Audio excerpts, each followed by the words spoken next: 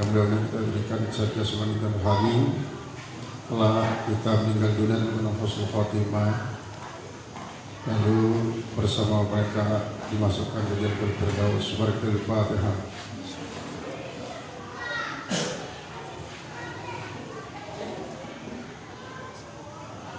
Yang terakhir buat ayah dan ibu kita, kakek dan nenek kita, saudara dan saudari kita, paman dan bibi, semua keluarga-keluarga yang dekat, semoga diampuni segala kesalahan dan keliruan mereka. Kemudian mereka itu dijadikan kubur dari taman yang pertama-tama surga, bukan jurang neraka. Semoga yang sakit kita mohon supaya sehat, yang kesulitan supaya diberikan kelapangan, yang susah diberikan kesenangan. Kemudian yang merantau mencari ilmu, mencari rezeki supaya diberikan ilmu dan rezeki sesuai dengan yang dikatakan oleh Allah Subhanahu wa taala, jadi ilmu yang barakah, harta yang berlimpah dan barakah, lalu kembali ke kampung halaman manfaat dan ilmu dan hartanya untuk mendekatkan diri kepada Allah. Barakatul Fatihah.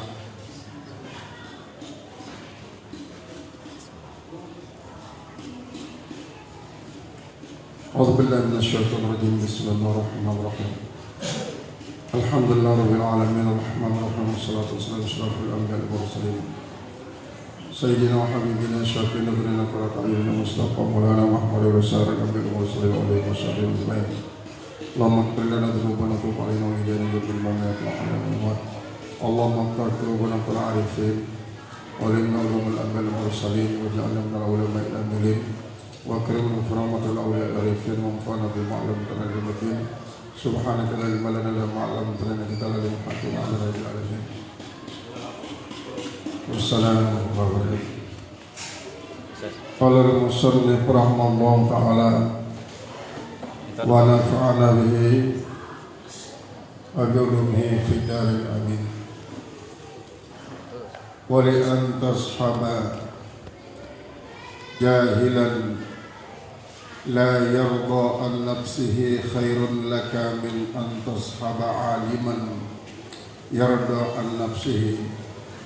Fa ayyu ilmin li alimin yarda an nafsihi wa ayyu jahlin li jahilin la yarda an nafsihi. Wa li an tushiba aw tashaba jahilan, dan sesungguhnya berteman dengan orang bodoh, berteman dengan orang bodoh, la yardo an nafsihi, tetapi tidak redho terhadap nafsunya, khairun laka, itu lebih baik bagimu, min antashaba aliman, daripada kau berteman dengan orang alim, yardo an nafsihi, yang redho terhadap dirinya, terhadap nafsunya, redho terhadap nafsunya. Fa'ayu ilmin, maka ilmu apakah, li'amilin, yang dialimin bagi orang yang alim, yang dimiliki oleh orang yang alim, yardo an nafsi, yang redho terhadap dirinya sendiri, terhadap nafsunya. Wa ayu jahlin li jahilin, dan kebodohan apa yang ada bagi orang bodoh, la yardo an nafsihi, yang tidak redho terhadap dirinya sendiri, terhadap nafsunya. Memang kita seringkali berbicara tentang nafsu, man arafa nafsahu faqad arafa rabbah. Banyak sekali penafsiran daripada para ulama tasawuf tentang nafsu itu sendiri. Nafsu dalam artian kolektivitas di sini semua jiwa, raga, zahir dan batin kita. Itu dalam kaitannya dengan man arafa nafsahu, fakat arafa rabbahu itu. Ada yang mengatakan bahwa dia harus mengenal asal usul dirinya itu. Asal usul dirinya dari apa? Yang kedua, dia harus mengetahui dirinya yang harus mati sebelum mati. Dia harus mati sebelum mati. Kemudian yang ketiga, dia harus mengenal bahwa dirinya itu akan kembali kepada Allah. Akan kembali kepada Allah. Yang kedua, ada yang berpendapat tentang orang yang mengenal akan dirinya itu, dia akan tahu bahwa di dalam manusia ini ada sebuah istana, yaitu adalah sadru. Di dalam sadru itu ada qalb, ada hati. Di dalam qalb itu ada ruh. Di dalam ruh itu ada nafsu. Dalam nafsu itu ada sir. Dalam sir itu ada nur. Di dalam nur itu ada nurul ala nur. Ada yang mengatakan bahwa orang yang mengetahui dirinya itu harus mengetahui nafsu Allah, nafsu Ahmad, nafsu Adam.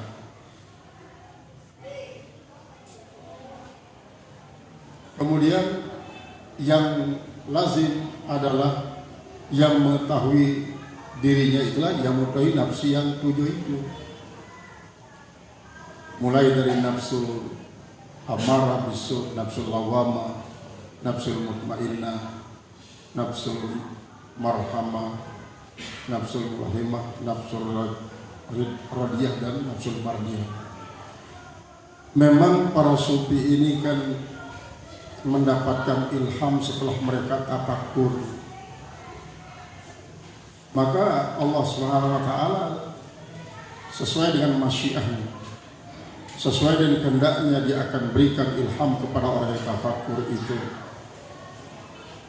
Siapa yang dipilih untuk mengetahui tentang dirinya itu adalah ini, itulah yang ia uraikan. Tetapi dalam ibarat ini yang dimasukkan nafsu amarah bisu. Jadi berteman dengan orang jahil yang tidak suka terhadap tindakan nafsu amarah bisu itu lebih baik daripada berteman dengan orang alim yang mau memperturutkan nafsu amarah bisu. Karena nafsu ini kan, nafsu amarah bisu itu tidak ada yang membawa kepada kebaikan. Nabi Yusuf sendiri mengatakan ma ubarri'u nafsi innan nafsal ammarah bisu. Saya tidak akan bisa membebaskan diri saya daripada nafsul amarah bisu itu, karena amarah bisu ini selalu mengajak kepada yang su. Ini artinya apa? Kalau kita memaksakan diri memerangi hawa nafsu kita sendiri tidak mampu.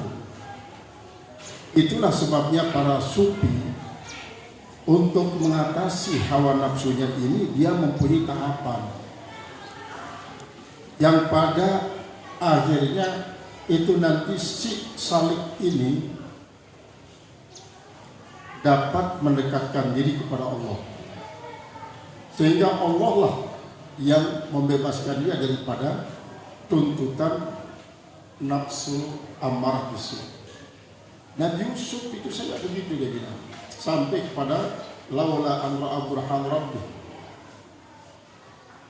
Seandainya kalau dia tidak melihat kekuasaan Tuhan, artinya apa? Artinya ini kalau tidak dengan kekuasaan Tuhan, tidak dengan kuasa Allah, dia tidak akan mampu mengendalikan diri dari godaan hawa nafsu. Nah, nafsu bisu, apakah dia ada di dalam diri Yusuf atau tidak? Itu timbul pertanyaan. Karena para nabi rasul sungguhnya tidak ada peranan hawa nafsu bisu pada dirinya. Maka di sini adalah yang dimaksudkan hawa nafsu bisu itu dalam kaitannya dengan Yusuf adalah keinginan tinggi daripada Zulaikha. Sebab Nabi Rasul tidak punya amarah bisu, nafsu amarah bisu. Artinya pengaruh amarah bisu dari orang lain itu juga tidak akan bisa kita kendalikan, karena dia akan menyulut syahwat yang ada pada diri kita kalau tidak dibebaskan oleh Allah Subhanahu wa taala. Nah, dalam kehidupan manusia sehari-hari ada orang yang berilmu tetapi ilmunya tidak bisa menjadi garam dalam akhlaknya.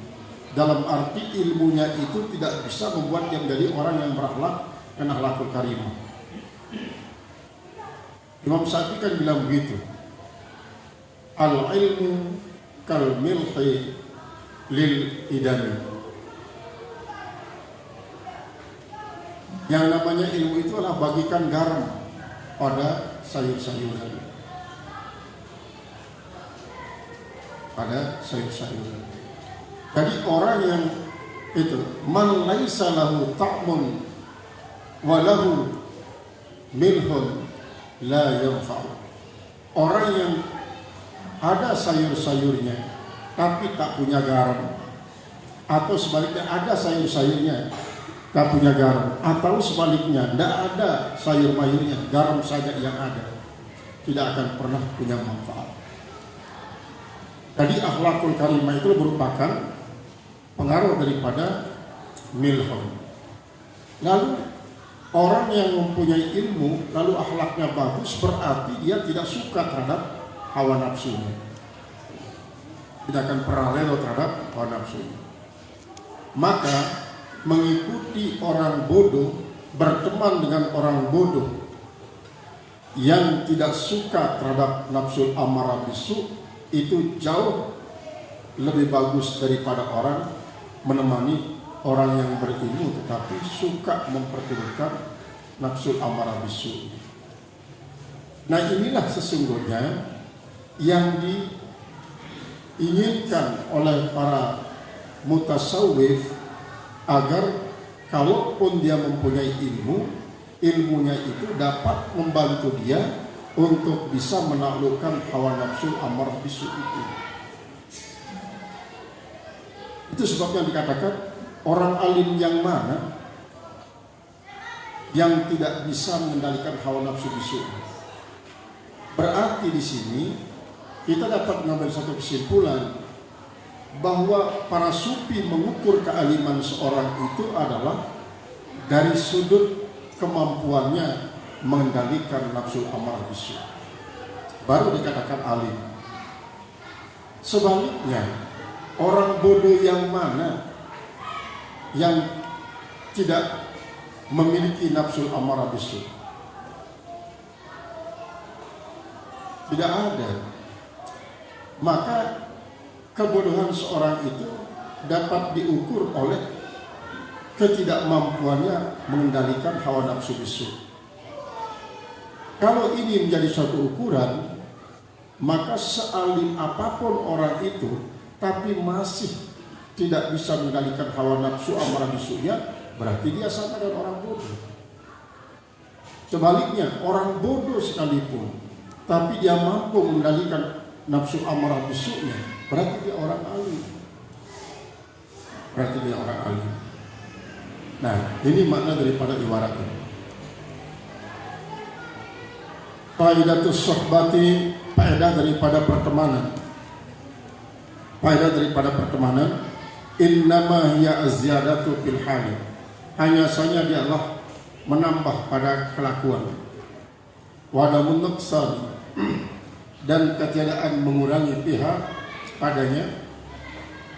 Hasba ma ya'til kalam alaihi, sekira-kira datang ucapan atasnya. Inda qaulihi, di sisi ucapan musannif, wala tashab man la yamhaduka, jangan kau menemani orang yang tidak bisa membangkitkan engkau haluhu oleh kelakuannya. Jadi orang yang tidak bisa membuat kita menjadi maju, menjadi bangkit. Arti bangkit itulah lebih tinggi. Maksudnya di sini yang selalu menambah kebaikan kita, menyebabkan kita menjadi bertambah kebaikan. Misalnya begini, pada saat kita belum berteman dengan seorang itu, kita biasa-biasa saja dalam soal peribadatan.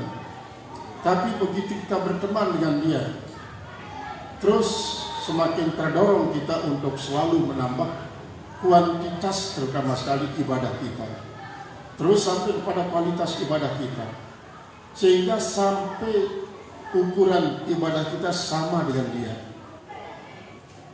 Nah, barulah ini orang yang baik kita jadikan teman.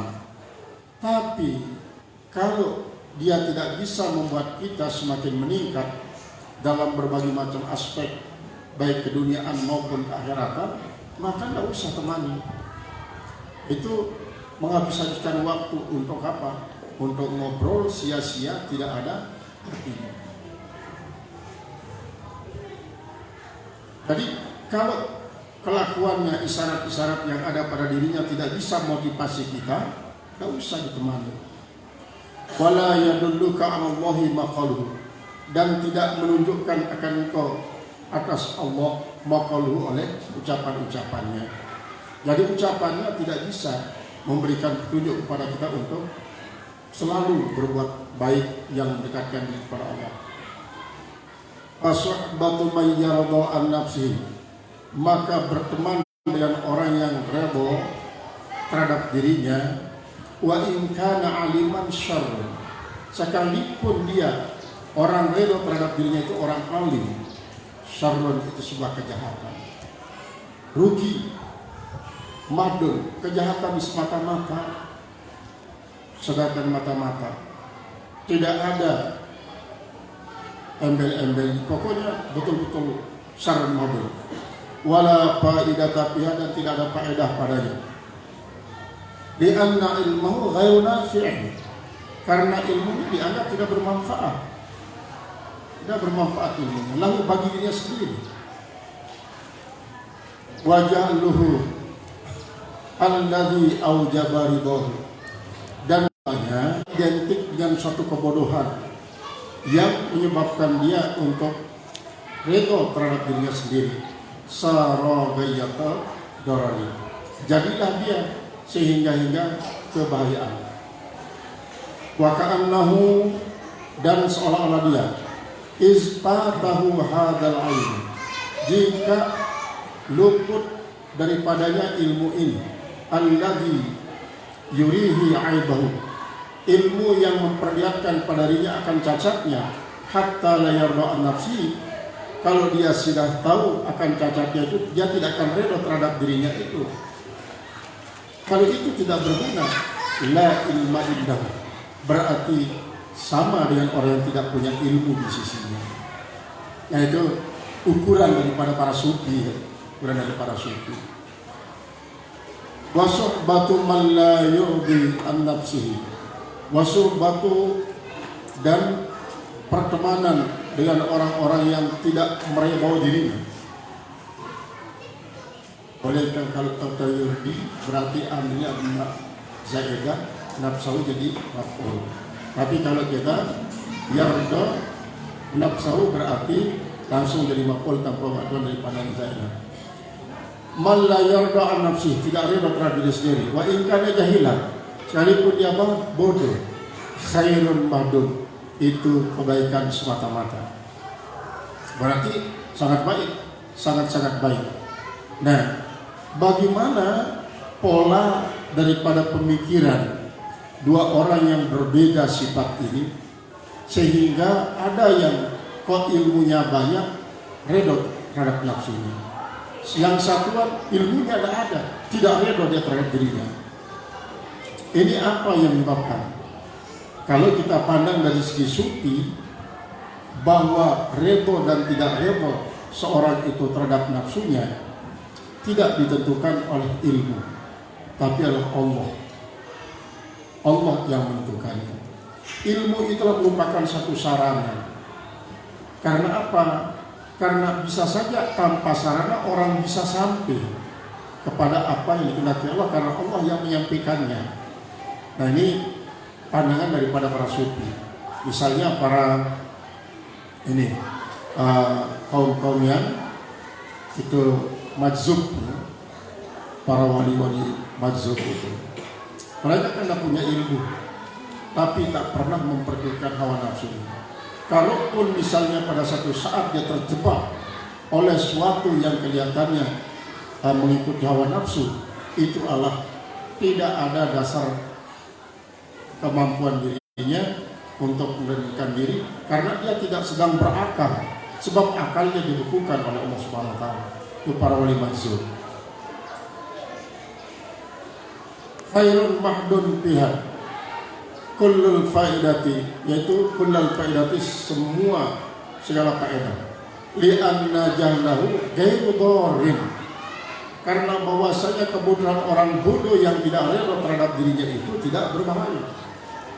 Wa ilmuhu alladhi awjaba lahu adama ridha an-nafsi, dan pengetahuannya yang mewajibkan lahu baginya, mewajibkan bagi Adam ridha an-nafsi, keadaan ridha terhadap dirinya, nafiun, artinya begini, sedikit sekali pengetahuan. Dia mengetahui tentang hawa nafsu al-marah bisu itu selalu mengarah kepada kejahatan. Itu aja pengetahuannya. Tetapi dia coba berdoa dengan kemampuannya, dia berikhtiar juga dengan kemampuannya. Akhirnya dia tidak pernah ridha. Sebagai salah satu contoh bahwa dirinya tidak ridha, ketika dia misalnya terjerumus berbuat sesuatu, dia sangat menyesal dan penyesalan yang sangat tinggi. Lalu penyesalan ini terbukti dalam bentuk dia beristighfar terus, dia bertobat, kemudian dia beramal saleh sebagai bukti bahwa dia sangat-sangat menyesal. Hanya itu pengetahuannya. Jadi pengetahuan semacam ini walaupun dia sedikit, itu sudah dikatakan orang itu seorang berilmu. Itu sebabnya dikatakan ilmu mana dimiliki oleh seorang sehingga menyebabkan dia redha terhadap hawa nafsunya. Lalu kebodohan apa yang ada pada diri seorang sehingga dia tidak redha terhadap dirinya. Berarti ini adalah mafhum mukhalafahnya, berarti kalau orang yang tidak redha terhadap dirinya sendiri itu terhadap sendiri berarti adalah orang alim. Kalau orang alim tidak bisa mengendalikan nafsu amarah bisunya, berarti dia adalah orang bodoh.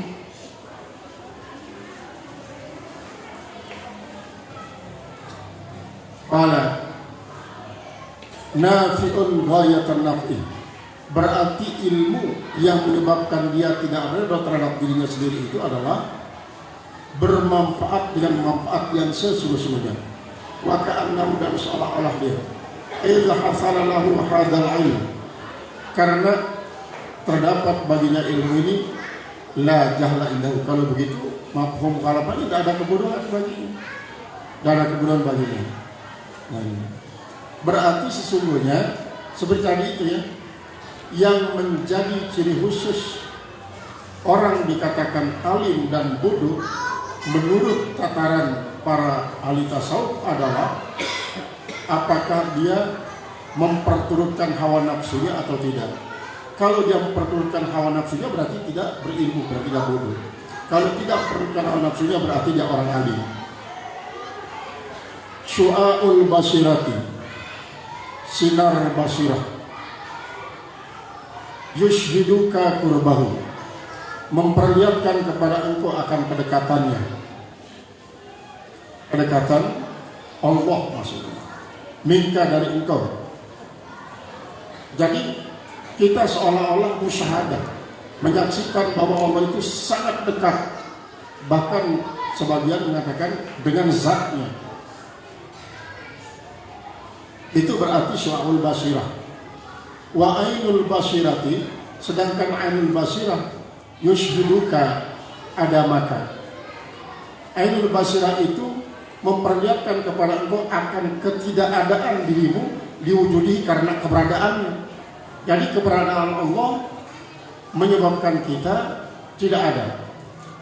Kalaupun ada, wujuduka keadamika, adamu itu bagikan tidak adamu. Karena apa? Kalau dibandingkan dengan Allah, karena keberadaan Allah itu hakikat, sedangkan keberadaan makhluk adalah majazi. Jadi syu'aul basirah memperlihatkan kepada kita dekatnya Allah dengan kita. Sedangkan ainul basirah memperlihatkan tidak adanya kita karena adanya Allah. Wa haqqul basirati, sedangkan haqqul basirah yushhidu wujudahu, dia dapat memperlihatkan kepada engkau wujudahu akan keberadaannya, keberadaan Allah. La adamaka, tidak memperlihatkan akan ketidakadaanmu. Dia tidak perlihatkan. Wala wujudaka, dan tidak memperlihatkan akan wujudmu. Jadi dengan hakul basirah itu yang diperlihatkan hanya wujud Allah, tentang diri kita makhluk itu mengenai ada dan tidak ada tidak dipeduli oleh yang namanya hakul basirah. Mau ada mau tidak ada, pokoknya ada di rumah sudah. Syu'aul basirati. Nah, apa yang namanya syu'aul basirah? Nurul akli, sinar akal. Lalu orang bertanya, akal itu apa? Di mana letaknya akal?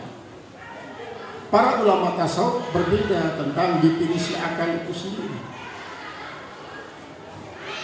Memang disitulah tempat rumitnya klasifikasi organ yang ada pada diri manusia, apalagi kalau akal itu kan termasuk organ itu organ batin. Maka itu sebabnya sebagian daripada ulama tasawuf mengartikan bahwa zahir dan batinnya Allah, wal awal wal akhir wal zahir wal batinu, itu dapat digambarkan dengan bahwa diri kita ini ada anggota zahir kita, ada anggota batin. Coba kalau kita renungkan. Yang zahir ini semua anatomi kita, yang kelihatan ataupun tidak kelihatan karena dia berada di dalam, maksudnya jantung dan lain sebagainya, itu semuanya bagian zahir. Sedangkan yang batin itu adalah roh, nafsir, itu termasuk dia. Kemudian kalau basirah, kemudian ainul batin itu kita dapat gambarkan pada diri kita. Artinya zahirnya Allah itu karena Allah senantiasa tajalli kepada kita, sehingga semua apapun yang kita lihat makhluk ini menyebabkan kita ingat kepada Allah. Allah itu batin. Dalam bahasa filsafat dia mengatakan apa? Allah itu nampak dalam kesenyapan dan Allah itu senyap dalam penampakan. Nampak dalam kesenyapan artinya kalau kita coba memaksakan diri untuk melihat Allah yang maha nyata itu, dia justru akan tidak nyata jadi. Dia akan jadi tidak nyata. Jangankan Allah, matahari saja kita lihat. Matahari itu kita lihat. Jadi ini kan sangat nyata matahari itu, sehingga dia menjadi tidak nyata karena terlalu terangnya. Sehingga media mata kepala kita yang kita pergunakan untuk, apalagi Allah Subhanahu wa taala. Apalagi Allah Subhanahu wa taala. Itu kan kita kembali kepada kisah daripada Imam Hanafi kecil ketika dia disuruh berdebat oleh gurunya bersama Pertama adalah yang ketiga adalah tentang melihat zat Allah. Begitu si Bahram ini di atas kursi duduk bertanya kepada Imam Hanafi, kalau begitu apa pekerjaan Allah sekarang? Maka disuruhlah dia turun dari kursinya. Ayo turun dari kursi ini, nanti saya jawab. Turunlah dia. Kemudian Imam Hanafi naik. Ini sudah pekerjaan Allah, menurunkan Tuhan dari kursi ke bawah dan menaikkan saya dari bawah ke kursi. Ini pekerjaan Allah sekarang. Kemudian yang kedua, kalau Allah itu ada, di mana tempatnya? Bagaimana warnanya? Bagaimana ukuran besarnya?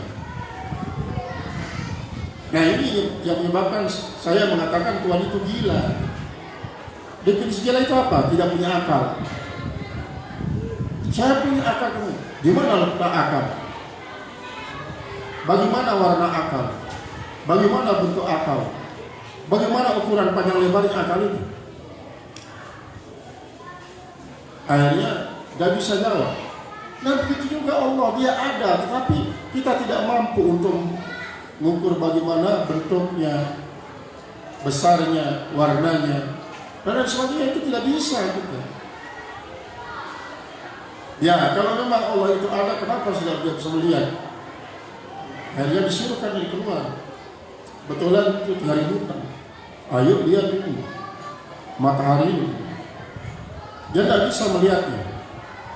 Matahari ciptaan Allah tidak bisa kau lihat, tapi lagi Allah menciptakan matahari.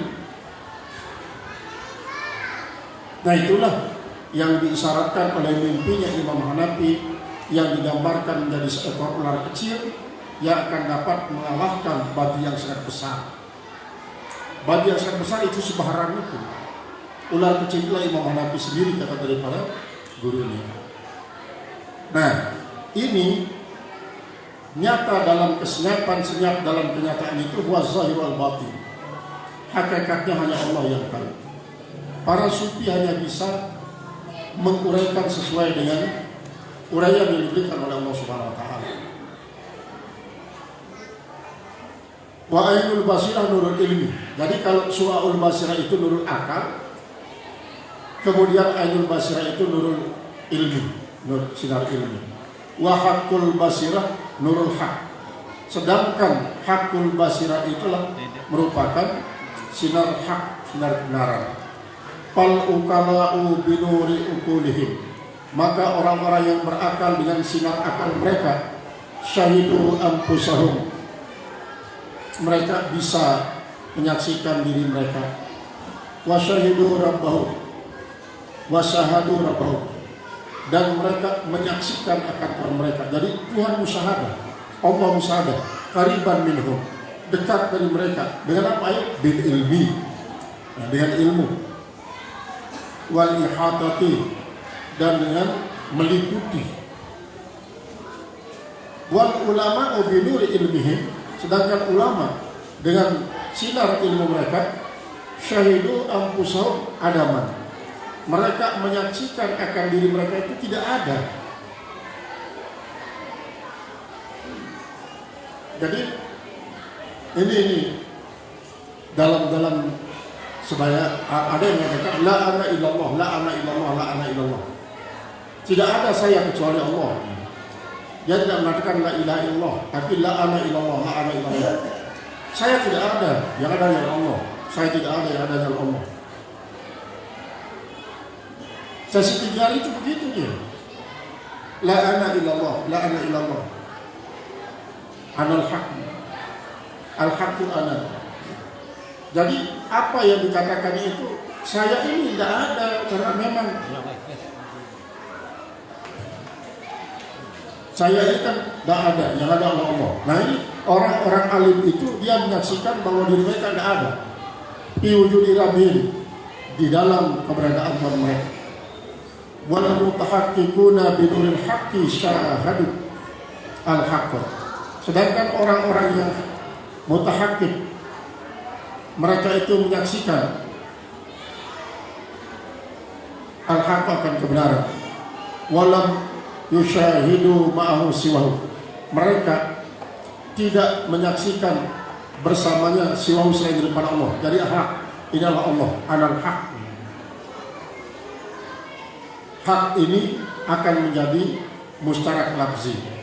Al-haq bermakna ar-rab, al-haq bermakna gairul batil. Hak itu adalah Allah seperti anal haq. Kemudian adalah haqqun min rabbikum fala takunanna minal mumtarin. Di sana gairul batil min rabbikum. Nah, ini makna daripada syu'aul basirati yushiruka qurbahu minka wa ainul basirati yushiruka adamaka yujudihi wa haqqul basirati yushiruka wujudahu la adamaka wala wujudaka. Kana Allah wala syai'a ma'hu. Yang wahmiyatun al-azminatu, semua perkara itu di sini umur wahmiyatun adalah perkara-perkara yang sangat-sangat wahmiyah. Berdasarkan apa? Persangkaan-persangkaan. La wujudalah, tidak ada keberadaannya. Alat tahqiq atas kebenarannya. Jadi hakikatnya masa ini merupakan sesuatu yang sifatnya persangkaan. Kita saja yang menyangka bahwa ini pagi, nanti siang, nanti sore. Sebab apa? Di tempat lain dia bisa saja pagi, sore. Sekarang pagi, di tempat lain dia sore. Itu berdasarkan persangkaan dan perasaan kita. La wujudalah alat tahqiqnya. Jadi sesungguhnya dia tidak punya keberadaan. Jadi hanya perasaan saja ini. Wal maksudu anna Allah Ta'ala la syai'a ma'hu, bahwasanya Allah Subhanahu wa taala itu tidak ada sesuatu bersamanya disebut ahadiyatihi, karena ketetapan daripada keesaannya. Ini bahar tarwil.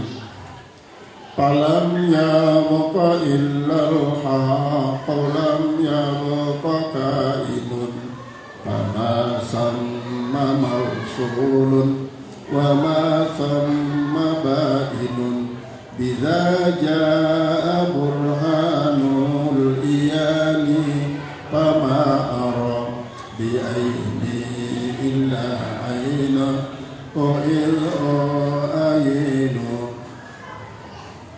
alam yabqa ilal haq, tidak ada yang tinggal abadi kecuali al-haq, kecuali Allah.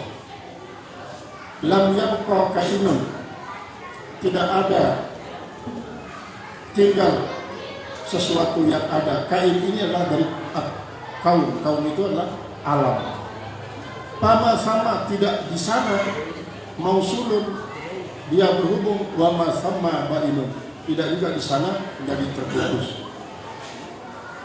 Biza, dengan ini jaa burhanul iyani, telah datang bukti-bukti kenyataan pama ara bi aini, maka apa yang saya lihat dengan mata saya illa ainuhu ain, kecuali airnya ketika saya menampakkannya. Wa sayati bi kalamil alif,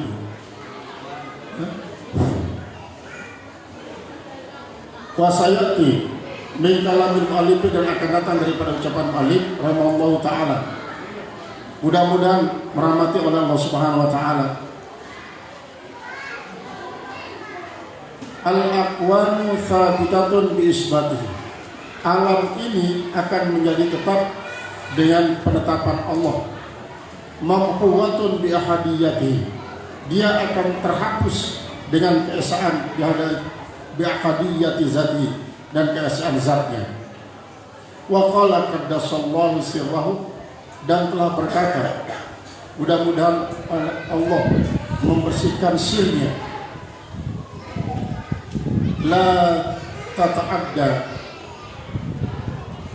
niyata himmatika ila ghairi, jangan kau melampaui, melewatkan akan niat keinginan-keinginanmu ila ghairi, kepada selain daripada Allah.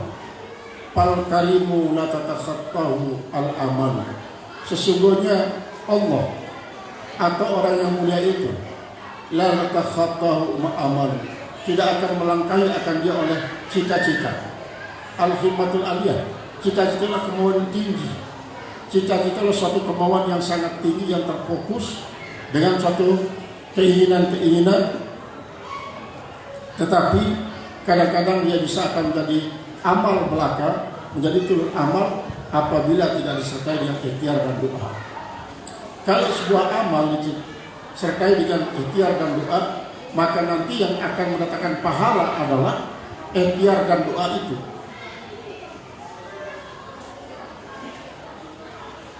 Al-himmatul aliyatu, kata an-nafu, yang namanya keinginan tinggi itu tu'annifu, tu'annifu man rafa'a hawaijiha, man rafa'a hawaijiha, akan melepaskan orang-orang yang meninggikan akan keinginan-keinginannya ila jaril karim, kepada selain daripada orang yang mulia. Artinya orang yang mempunyai himmatun aliyah itu akan dapat qala Junaidi, yang merupakan salah satu daripada dua tokoh sufi setelah Imam Ghazali rahimahullah ta'ala. Al-karimu alladhi yahuduka alladhi la yahuduka ila mas'alatin. Orang yang mulia itu adalah orang yang tidak yahuduka ila mas'alatin, tidak akan menjerumuskan engkau kepada satu masalah, tidak akan menjerumuskan engkau kepada satu masalah. Itu orang mulia. Wa qala al-Harith al-Muhasibi, lah berkata Haris al-Muhasibi radhiyallahu ta'ala anhu, mudah-mudahan Allah Subhanahu wa taala ridha daripadanya. Al-karimu alladzi la yubali man ata. Orang yang mulia itu adalah orang yang tidak memperduli man ata, orang yang memberikan. Nah, ini kelihatannya berbeda dengan apa yang disabdakan Rasulullah sallallahu alaihi wasallam. La yashkurin nasa, la yashkurillah malam yashkurin nasa. Tidak dikatakan orang itu bersyukur kepada Allah apabila tidak bisa bersyukur kepada manusia. Ini dikatakan hadis tadi itu bahwa orang itu tidak dikatakan orang itu bersyukur kepada Allah. Tiba-tiba di sini dia mengatakan ini Al-Harisi itu, Imam Al-Harisi mengatakan bahwa orang mulia itulah orang yang tidak memperduli, orang yang memberikan. Artinya gini, maksudnya adalah bukan dia tidak bersyukur kepada orang yang memberikannya, dia bersyukur, tetapi kesyukurannya kepada orang yang memberikan kepada dirinya itu tidak menyita syukurnya kepada Allah. Karena apa? Dia tahu persis bahwa sumber daripada pemberian Allah. Karena Allah lah yang memberikan dia sesuatu yang akan jadi syukur.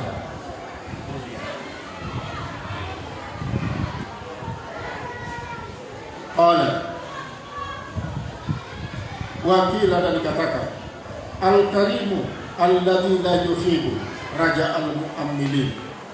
Orang yang mulia itu adalah wajma'al ibarati fi makna, dan ia menghimpun ibarat-ibarat pada satu makna. Wasful karim pada satu makna, wasful karim orang, tetapi dia maafkan. Misalnya ada orang salah pada dirinya, dia mampu untuk memberikan hukuman kepada orang salah itu, paling tidak balasan setimpal, tapi tidak mau, tapi dia maafkan. Dia maafkan orang yang bersalah pada dirinya. Wa idza wa'ada wa memberikan, dia selalu memberikan tambahan ala muntar rajai atas wala yubali, dan dia tidak pernah peduli kam akto, berapa dia berikan, tidak pernah peduli, tidak pernah berhitung, dia tidak pernah tahu. Sebenarnya Rasulullah ini memang dulu Al-Makfurlah Tuan Guru Umar Melayu, kemudian Tuan Guru Badar juga putra beliau. Dia mengikuti jejak daripada Rasulullah. Kemudian Rasulullah diikuti jejaknya oleh Sayyid Abdul Qadir Jalani. Sayyid Abdul Qadir Jalani itu dia tidak pernah sunyi daripada bersedekah setiap hari. Dan sedekahnya itu tidak. Nah, yaitu la yadri yaminuhu ma ampatahu shimaluhu, la yadri shimaluhu ma yumpiku yaminuhu. Jadi orang yang ikhlas dalam memberi itu, bagikan tangan kanan tak pernah tahu apa yang diimpakkan oleh tangan kirinya, tangan kiri tak pernah tahu apa yang diimpakkan oleh tangan kanannya. Dia tidak pernah berhitung, dalam soal impak kepada orang. Nah, adapun pada hal-hal tertentu dia memang harus berawal daripada berhitung. Misalnya kalau dia ada zikirnya, istighfarnya, selawatnya, berapa itu dia berawal dari situ. Jadi terus dia meningkat dan meningkat. Wala liman atau, dan dia juga tidak peduli bagi siapa dia akan memberikan. Dia tidak peduli si fulan dan si fulan, dia tidak pernah peduli. Wa in rafa'at hajatun ila ghairihi, dan apabila meningkat suatu keperluan kepada yang lainnya, la yarqa, dia tidak redha. Wa idza jafa'a atibun, dan apabila kurang ajar oleh seorang yang mencaci maki, wa mastaqsa, dan tidak pernah dia mencari kesalahan orang, wala yudi'u man lada bihi, dan dia tidak pernah menyanyiakan orang yang berlindung dengannya, wal taja'a, dan orang-orang yang minta untuk mendapatkan perhatian, wa yubnihi anil wasaili, dan mengayahkan dia daripada jalan-jalan, wasyifai, dan kesembuhan-kesembuhan. Fa idza kanat hadhihi sifatu, maka apabila ada sifat-sifat ini, la yastahiqu adun siwallah, tidak ada yang berhak terhadapnya selain seorang pun selain para Allah. Fayam bagi, maka sebaiknya, izan, kalau begitu, Allah tatakhattahu amalul mu'amilin, bahwa jangan sampai melangkahi akan dia oleh cita-cita orang-orang yang bercita-cita ila ghairihi, kepada lainnya. Kama qala ba'duhum, ini juga Barkawi ini, Paulun mapailun, paulun mapailun, paulun mapailun, paulun mapailun, haramun ala man wahadallah rabbahu wa afradahu ayyat tadi ahadan riddan,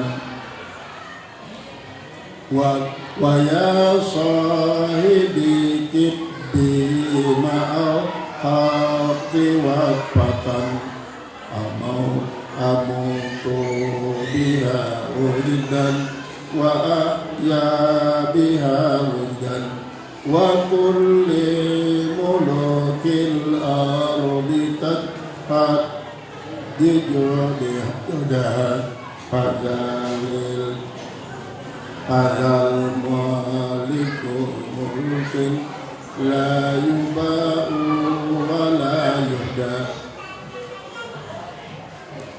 Haram ala man wahadallaha rabbahu, atas orang yang mengesahkan Allah saja yang menjadi Tuhannya, wa afradahu, dan yang menyendirikannya, ayat tadi ahadan riddan, bahwa yang mengikut sertakan seorang sebagai dalam pertolongan, artinya dia menyendirikan Allah, dia akan mendirikan Allah, dia tidak akan pernah mengikut sertakan seorang dalam pertolongan, walaupun mungkin pertolongan Allah itu nanti lewat makhluk.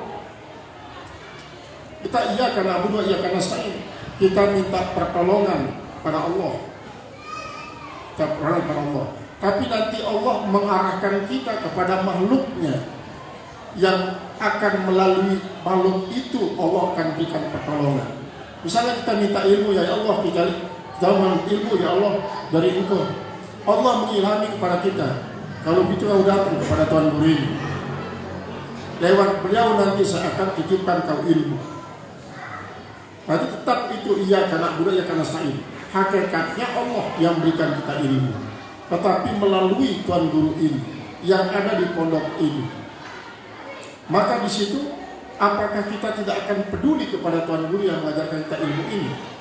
Lalu kita mengatakan bukan engkau yang memberikan saya ilmu, tapi adalah Allah. Maka di sini kita tidak mengindahkan apa disabdakan Rasul, malam yasturin nasa la yasturullah. Kau tidak akan dikatakan syukur kepada Allah kalau tidak bersyukur kepada manusia. Kalau guru yang mengajarkan kepada kita, karena dia adalah merupakan makhluk yang dipilih oleh Allah Subhanahu wa taala untuk memberikan ilmu kepada kita, maka bukan kita tidak peduli, tidak boleh peduli, tapi artinya kita harus menghormati, mengagungkan, memuliakan guru, tetapi tidak seperti mengagungkan akan Allah Subhanahu wa taala. Itu sebabnya maka Rasulullah tidak disebut guru oleh para sahabatnya dan tidak menyebut sahabatnya di murid, tapi sahabat. Yang namanya sahabat itu kan fa inna sahiba bil musahabati fi maqamin wahidin. Orang yang ditemani dan orang yang menemani itu sejajar di mata manusia. Imam Ghazali Syekh Abdul Qadir Jalani mengatakan kun indar rijali karijal. Artinya jadilah kau di sisi orang itu sama seperti orang tersebut. Itu artinya apa? La tumayyiz, menjadi satu istimewa disebab diistimewakan oleh Allah. Jangan merasa diri istimewa dibanding dengan orang lain. Jadi ketika kita bersama orang lain, sama sudah bersama orang lain itu. Tidak memiliki perasaan saya lebih istimewa daripada dia, saya lebih mulia daripada dia. Itu tidak akan pernah mengikut sertakan orang lain untuk memberikan pertolongan kepada dirinya. Kalaupun orang itu dipilih oleh Allah untuk melalui dia kita mendapatkan pertolongan, tetapi tetap itu sifatnya majazi. Jadi pemberian yang dari manusia ini sifatnya majazi, hakikatnya lah Allah. Sebab apa? Kalau Imam Sanusi itu justru sangat ekstrim ya. Kalau kita mengatakan bahwa pisau memotong, berarti kita syirik, menyebutkan Allah dan pisau itu. Nah tapi yang lain mengatakan ada yang majazi, ada yang hakiki. Ada yang majaz akli. Majaz akli itu adalah kita mengucapkan sesuatu yang materi, berhubungan dan materi akan melahirkan suatu pengaruh baru daripada materi itu. Namun hakikatnya Allah yang menciptakan. Misalnya makanan, makan, maka kita kenyang dan makanan itu. Jadi hukum adat seperti itu. Karena adanya, maka suatu itu menjadi ada. Karena adanya suatu itu menjadi tidak ada. Karena tidak adanya suatu menjadi ada. Dan karena tidak adanya suatu menjadi tidak ada. Itu 4 hukum adat. Misalnya kita contohkan seperti makan. Karena adanya makan menjadi tidak ada lapar. Ini 1. Karena adanya makan, adanya kenyang, sudah 2. Karena tidak adanya makan, maka tidak ada kenyang, sudah 3 itu. Karena tidak adanya makan, maka yang ada adalah lapar.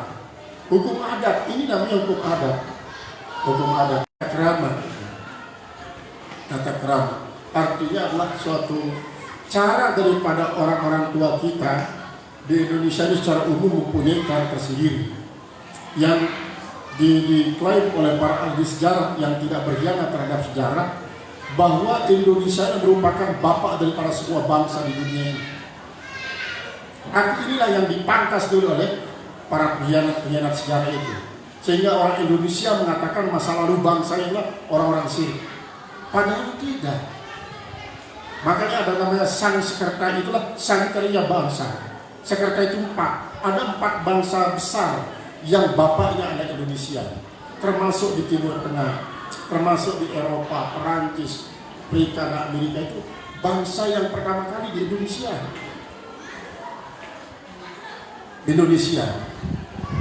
Jadi dengan itu ini semuanya diamin.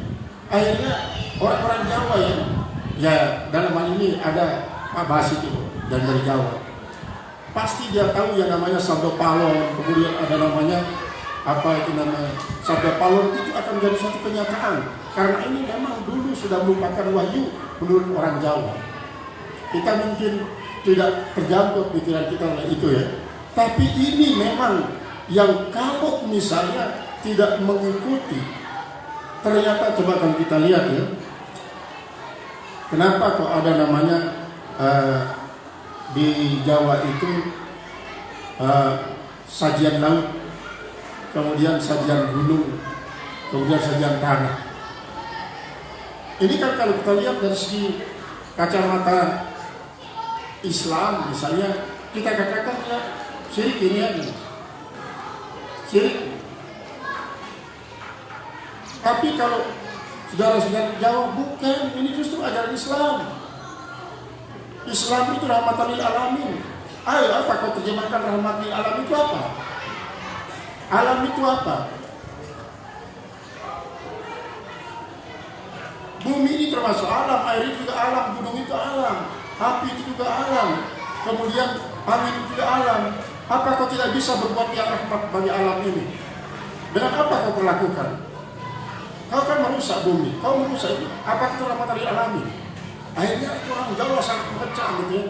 Orang-orang mengatakan sedikit-sedikit syirik, orang bawa keris dikatakan syirik, bawa azimat dikatakan syirik, orang bawa itu dikatakan syirik. Ini sangat dikecam oleh orang Jawa.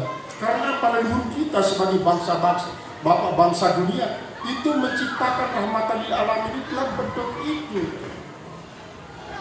Apa kau tidak kasihan terhadap nyamuk, terhadap semut, terhadap ikan ini, terhadap semangah yang sekarang sudah habis diburu untuk menjadi makanan kecil? Tapi itu bentuk rahmatan lil alamin untuk membuktikan rahmatan lil alamin itu, sehingga sebelum Islam ini datang, karena sudah ada Islam di Indonesia itu dalam bentuk lain. Makanya dikatakan itu bahwa Indonesia merupakan bapak bangsa. Ini yang ingin dihancurkan. Makanya orang Jawa sangat marah gitu ya terhadap apa? Orang-orang Salafi yang sedikit-sedikit mensyirikkan, membid'ahkan, mengkafirkan, orang bawa keris. Kalau begitu, baru kita tahun 20 lalu dulu dia syirik. Kemana-mana dia bawa keris.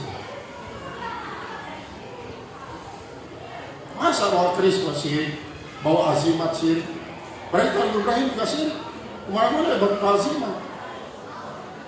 Nah ini kadang-kadang makanya orang Jawa itu sangat percaya ya terhadap adanya sabda palon itu.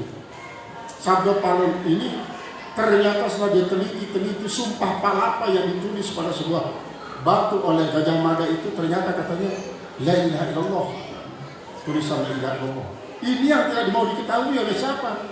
Oleh orang-orang yang ingin menghancurkan peradaban Indonesia ini menjadi peradaban yang berkeping-keping yang tidak menghargai peradaban para leluhur kita. Lombok sebenarnya memiliki hal itu. Makanya jangan sampai kita sedikit-sedikit disirikkan oleh orang. Kalau mereka mengatakan itu syirik, mereka yang syirik. Kenapa? Karena dia tidak bisa mengetahui arti daripada rahmatan lil alamin secara luas. Dia sangat mempersempit makna rahmatan lil alamin itu. Jadi itu alasannya para tokoh-tokoh adat kejawen yang mengatakan, masa kok orang mengadakan larung laut dikatakan syirik, kemudian bongkar bumi dikatakan syirik, itu dan ini katakan syirik. Itu makanya dulu ada seorang tokoh yang baru-baru mulai belajar Islam ya, dia tugas di KNU. Orang yang nanam itu kepalanya kerbau untuk direbani dikatakan syirik. Akhirnya disomasi oleh orang KNU, mau dipenjara dia. Kamu ini kan baru tahu nama syahadat. Kamu baru tahu nama syahadat. Masa kau agak syirik orang menanam kepala kerbau di itu? Di apa? Fondasi juga. Ini reban itu. Kalau dulu Pak apa namanya yang bupati dulu satu kan bapaknya Pak Sajid Papunya itu. Ya kalau bikin teman hanya yang ditanam padi dari dasar. Padi ini sangat kuat. Akhirnya yang mengatakan menanam kerbau di dasar rebahan itu dikatakan syirik. Dia yang syirik itu sampai diusir dia dari kayak itu. Dia seorang kayak. Nah ini karena apa? Dia harus mulai belajar Islam ya. Terus ini kaum muhajirin karena kami berhijrah itu ya serius. Kali mengatakan diri itu menyirikan orang, membid'ahkan orang. Kaum muhajirin itu, maka kita tidak boleh begitu ikut-ikutan dengan mereka. Baru sudah berhijrah, mulai belajar Islam terus dia paling getol untuk menganggap orang lain syirik dan lain sebagainya. Ini adalah kita harus bisa bentengi masyarakat mayoritas daripada gerakan-gerakan semacam itu. Banyak sekarang gerakan-gerakan orang yang mau belajar Islam itu terus dia bikin dalil sejarah dan lain sebagainya, lalu menyalahkan orang-orang tua kita di Indonesia ini ya. Orang-orang tua kita yang sudah berjuang 300 tahun untuk merebut kemerdekaan dari Indonesia itu disalahkan. Ya Allah, mereka itu seperti Jenderal Sudirman, seorang santri yang menjadi jenderal. Ketika dia itu berjuang perjuangan Indonesia, itu dia tidak pernah lupa zikir. Padahal dia sakit ya, dia memimpin pasukan gerilya sambil diusung dengan tenda pada waktu itu. Dia bergerilya di puncak-puncak gunung sambil berzikir. Akhirnya dapatlah dia menaklukkan kaum penjajah. Nah orang-orang semacam itu sekarang tidak mau dilihat oleh orang-orang sekarang mau berhijrah itu. Itu di YouTube, kalian hati-hati di YouTube. Kadang-kadang kalian terpesona oleh retorika mereka. Memang mereka retorikanya dalilnya. Nah ini, Adi Hidayat itu juga harus hati-hati. Yang namanya Adi Hidayat memperalat Al-Quran untuk apa? Menantang orang-orang tua kita.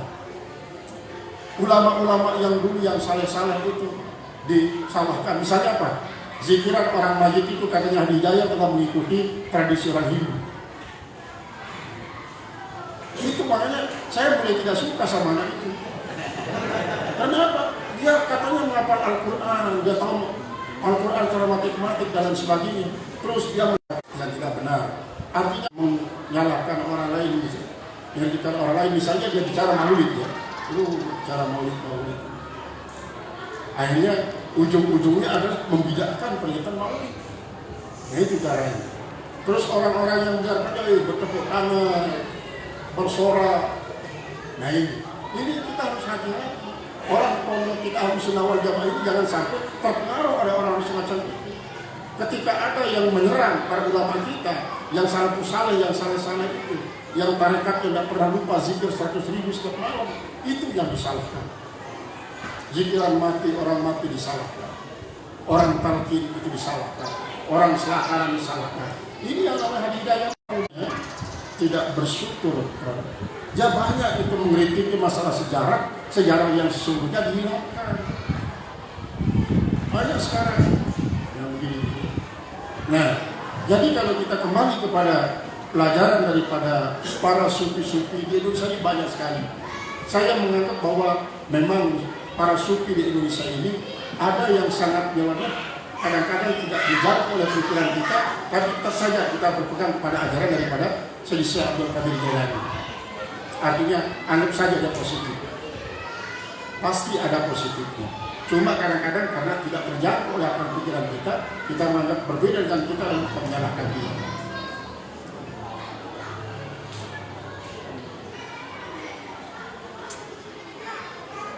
Qala la tarfa'anna ila ghairihi hajatan huwa muriduha alaika fakaifa yarfa'u ghairuhu ma kana walau wali'an man la yastati'u ay yarfa'a hajatan an nafsi fakaifa yastati'.